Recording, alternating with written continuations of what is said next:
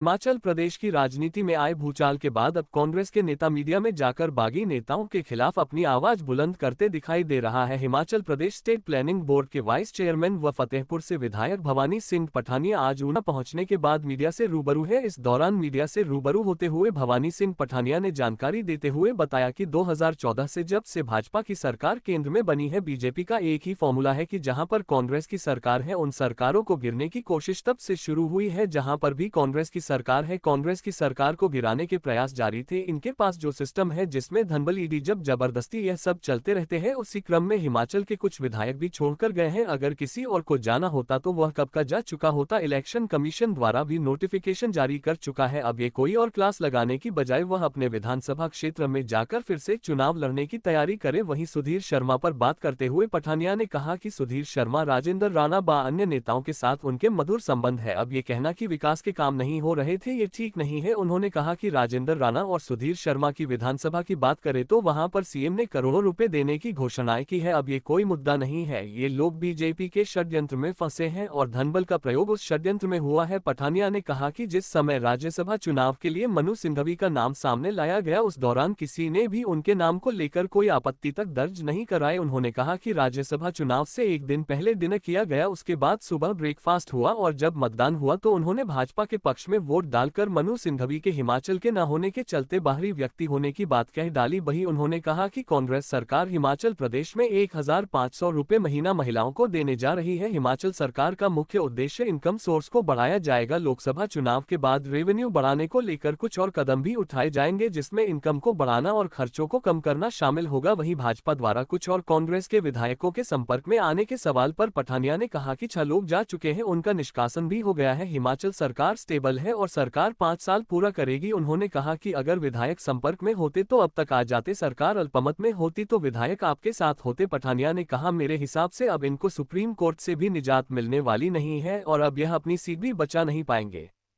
देने की घोषणा की गई, तो वह कैसे संभव होगा? नहीं, देखिए ऐसा है, अब आप मेरी जो भी इंटरेक्शन मुख्यमंत्री जी के साथ पिछले 14-15 महीने के अंदर रही है, उनका सिर्फ सिंगल पॉइंट फोकस एक ही रहा है कि किस प्रकार से हमारे रिसोर्सेज को हम बढ़ाएं। क्योंकि आप देखिए कि जो भी हमने वादे किए हैं, जिस प्रकार से आप हिमाचल प्रदेश की आर्थिकी को देख रहे हैं, आज अगर 100 रुपये मेरी इनकम होती है, उस 100 रुपये में से 69 रुपये जो है वो मेरे फिक्स खर्चे में जाते हैं। इस 69 रुपये में से सबसे बड़ा खर्चा मेरा है सैलरी का, उसके बाद है मेरा पेंशन का और तीसरा मेरा खर्चा है जो लोन मैंने लिया हुआ है उसको जो चुकाने का। ये 3 खर्चे मेरे प्रमुख हैं और लगभग हमारा 80% पैसा इसके अंदर चला जाता है।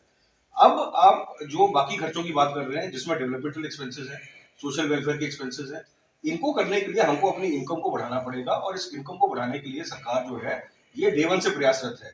सबसे पहले वाटर सेस की इम्प्लीमेंटेशन की गई, उसके बाद हमारे जो एक्साइज है, एक्साइज का जो है वो ऑक्शन किया गया।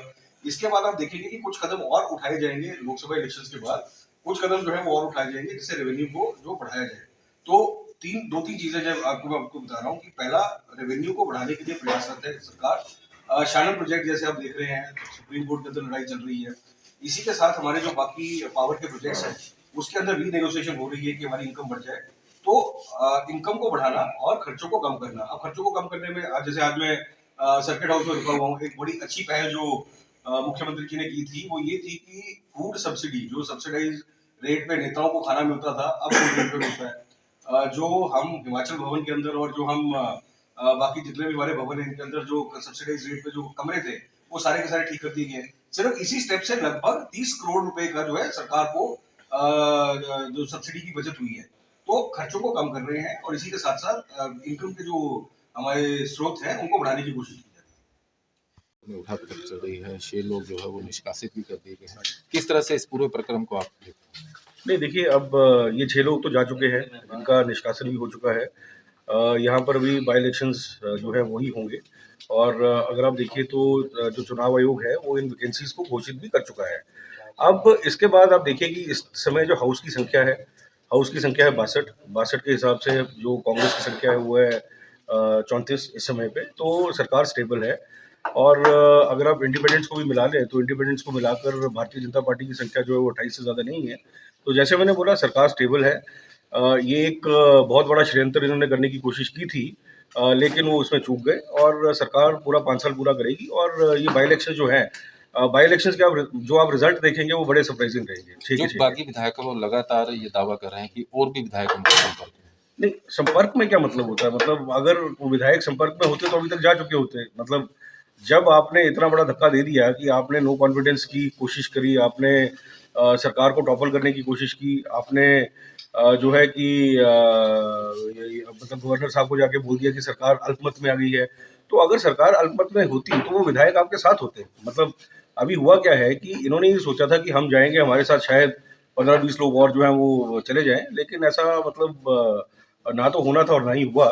और अब जो है जो मुझे लगता है जो स्टेटमेंट्स अभी आ रही हैं, उन स्टेटमेंट्स के बिला पे मैं ये बोल सकता हूँ कि अभी मेरे हिसाब से कहीं न कहीं जो डर है, वो डर जो एक्सपल्शन हुई है, जो कल सुप्रीम कोर्ट की कल जो रूलिंग आई है, मतलब पैसा लेके वोट कहीं और देने वाली, तो इन दोनों में मुझे ये लगता है कि सदस्यता तो उनकी जा ही चुकी है, लेकिन अब ये अपनी सीट भी बचा नहीं पाएंगे इसके बाद।